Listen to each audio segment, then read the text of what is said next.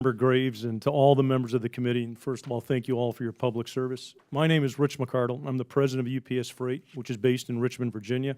I'm here today representing the U.S. Chamber of Commerce, the world's largest business federation. For the past 37 years, I've worked for UPS, a company you, to no or one extent or another, are very familiar with. We have employees, buildings, a variety of trucks, perhaps even airplanes, back office operations, UPS stores, or other multimodal operations in every single one of your congressional districts.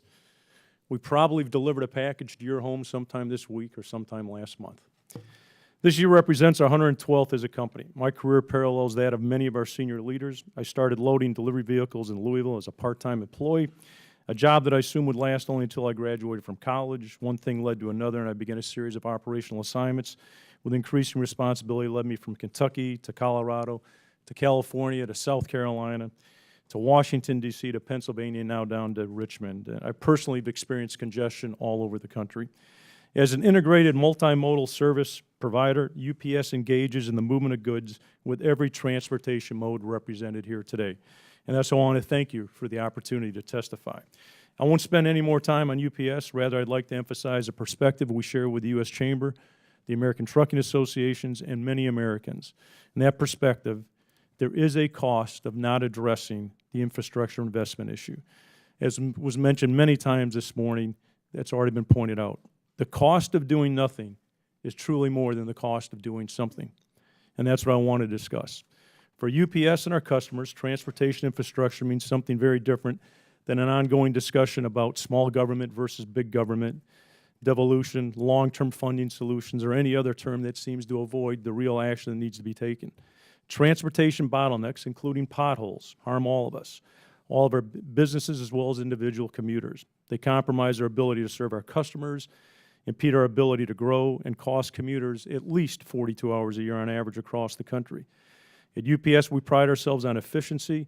However, today, in order to meet our service commitments, we may have to dispatch additional vehicles to mitigate the time spent in congestion. In doing so, like other transportation service providers, we are adding to the congestion problem.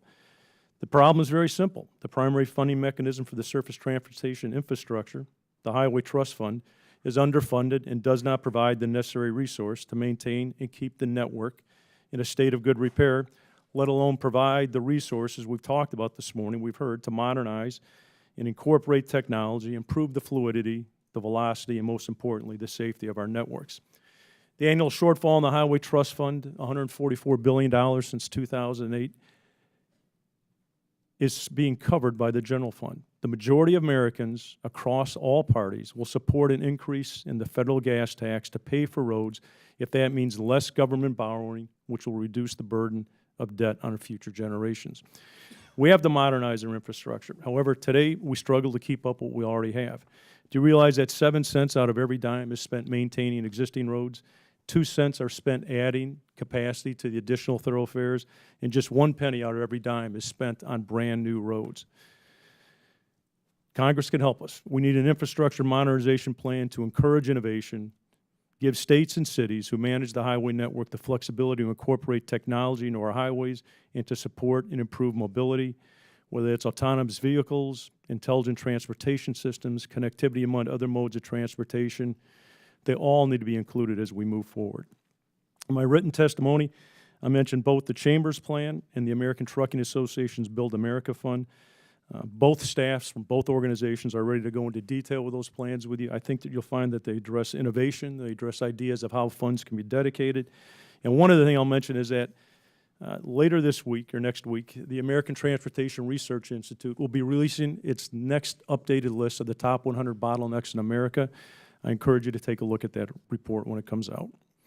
I would like to conclude, hopefully, by conveying a sense of urgency. Will this be the Congress that stabilizes the Highway Trust Fund, which has been underfunded for more than a decade, or will the can be kicked down the road one more time? From what I heard this morning, I know that's not the intent. Let's not allow our infrastructure that has long been the catalyst of our country's prosperity to deteriorate any further. The UPS, the Chamber, the ATA, along with other business leaders, stand by ready to work with Congress to enact an infrastructure modernization bill this year. Remember, the cost of doing nothing is more than the cost of doing something. Thank you for your opportunity to speak with you today, and I look forward to your questions. Thank you, Mr. McArdle.